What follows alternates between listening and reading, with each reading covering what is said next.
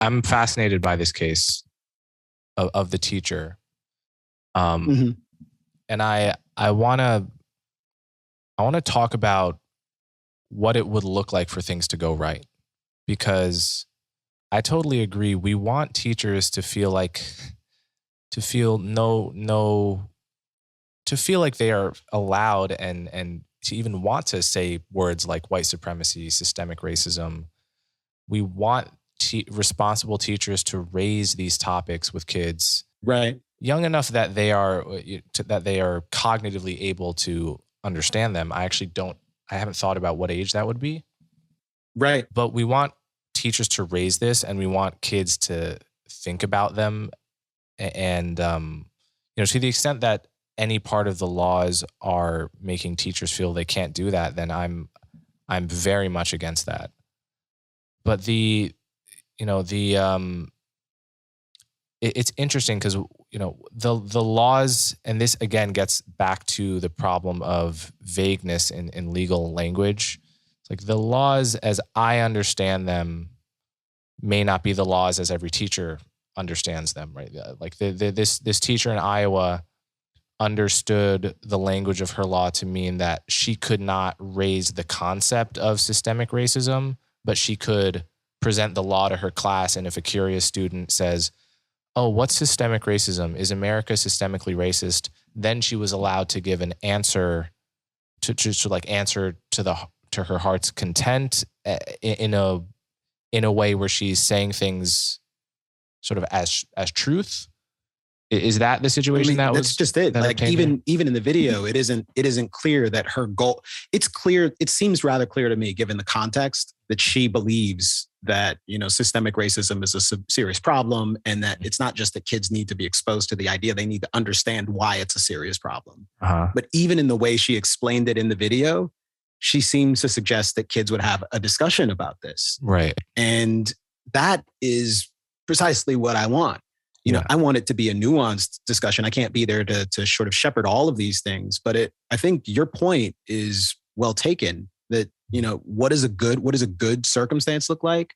Probably teachers and parents getting together and working through these kind of difficult, touchy circumstances, like at the local level. Is it really helpful for there to be kind of this blunt instrument of statewide law that doesn't respect the conditions on the ground in a particular school district and in a particular school, and the relationship between parents and a particular teacher?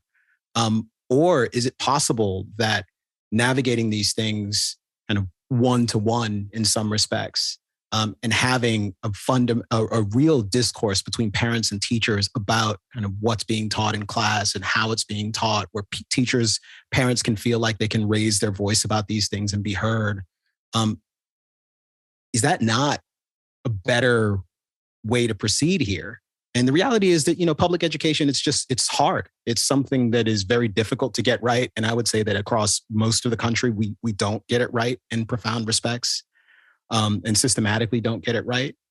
But to the extent there's a good version of it, I think it demands the engagement of parents in that way. And it demands a lot of local autonomy and control, and probably demands that every single local issue between a teacher and a school board and parents doesn't become the next front in a national culture war where we just don't actually have the facts and can't meaningfully adjudicate whether or not what happened here is right or wrong.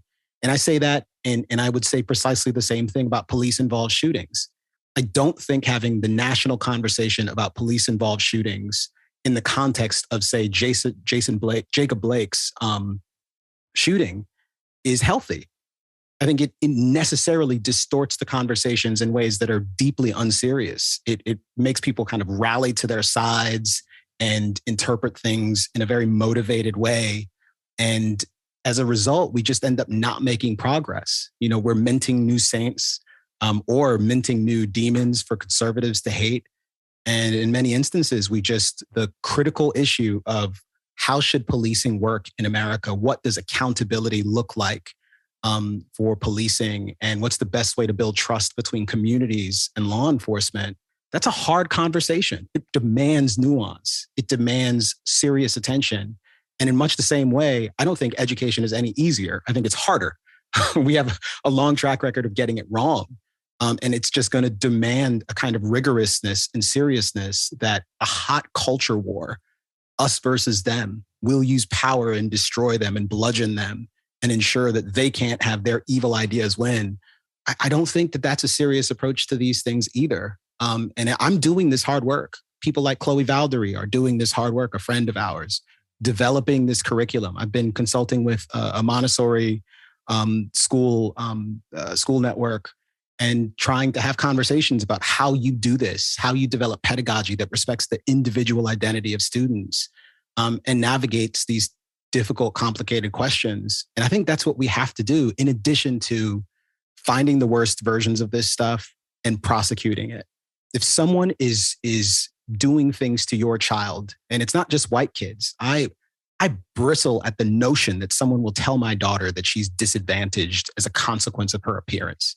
It's obscene that the entirety of her society, of the country that she's a citizen of, is arrayed against her and fundamentally racist in a way that's immutable and inescapable. It makes me angry, viscerally angry to imagine anyone trying to do that. I think that's so. What would you do if your daughter came home from school and just got the full package? That whole message. What would you do at a public school? Assuming I would do what my mom did, and I suspect at some point your parents probably had to do something like this too, despite the fact that we're almost certainly a brilliant student who never did anything wrong. You go to the school and you have a conversation with the school. You get involved. You raise hell. You ensure that you get answers about what happened, what transpired, and how to make this better. Mm-hmm. The bottom line is there are no shortcuts, and I get it. I'm in the unenviable position of saying that the person who is promising you to change the world by banning the bad thing is giving you a promise that they can't actually fulfill.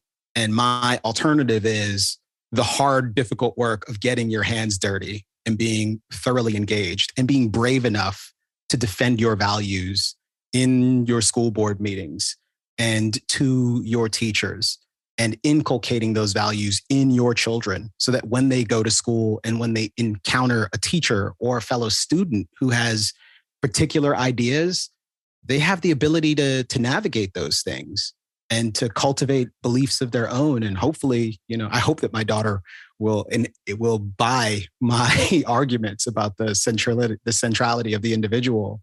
But to the extent that she doesn't, I desperately hope that she has a serious argument for why she disagrees with daddy and is prepared to level one and not merely buy into some kind of fundamentalist belief that she can't substantiate.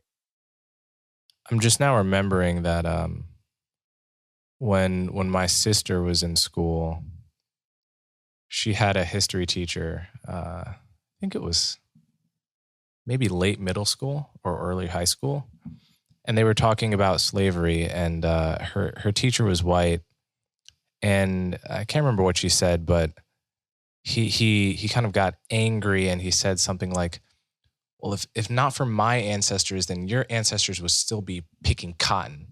He said he went on a rant, sort of in this way of asking her to feel gratitude almost for him. Mm-hmm. And that I'm imagining that sort of scenario. And what my parents did is they did exactly what you just described. They just went in, raised hell, asked for boundaries that were agreed to. And, this teacher, probably had some other problems as well. It's not the first complaint, it rarely is. But I do understand that,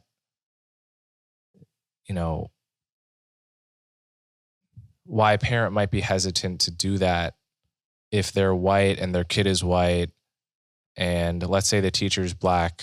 And listen, 9 times out of 10, it's probably not a problem. You're not going to end up on Twitter or in a news article. And you should understand that the fears of being canceled are exaggerated in and I've talked about this before on this show, how it's like prominent examples of people that get canceled, that get circulated in the news. The effect of that is to create the impression that it happens with a much higher rate than it actually does. Right. And it's that's inevitable. that's actually how it works. That's the purpose of it. Just like it's like hanging, like the scene in Pirates of the Caribbean. I always say when they hang like 3 pirates for all to see.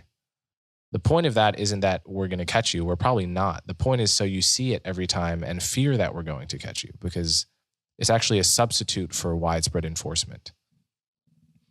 So I would totally. We should tell those success stories too. Yeah, absolutely. Yeah, it's a pity that they don't get as much traction. The Coinbase story, the Shopify story, the Chick-fil-A story. Like, these are all companies that still exist and are thriving despite the fact that they've had to deal with some of these cultural headwinds within their institutions. Bravery and courage are important. And calling attention to people who are doing bad things systematically is really important too. Should castigate those people. Should, again, pursue lawsuits where it's appropriate. But we should also be prepared to do the hard work, the heavy lifting of getting involved and making a difference at our local level, because it's what's necessary here. If these values matter to you, if they really matter to you, then you have an obligation, in my estimation, to stand up for them and confidently proclaim them and defend them. And I think one problem now is folks are anti-woke or anti-racist, and they don't know what they're in favor of. They do not know how to articulate the affirmative values that they have.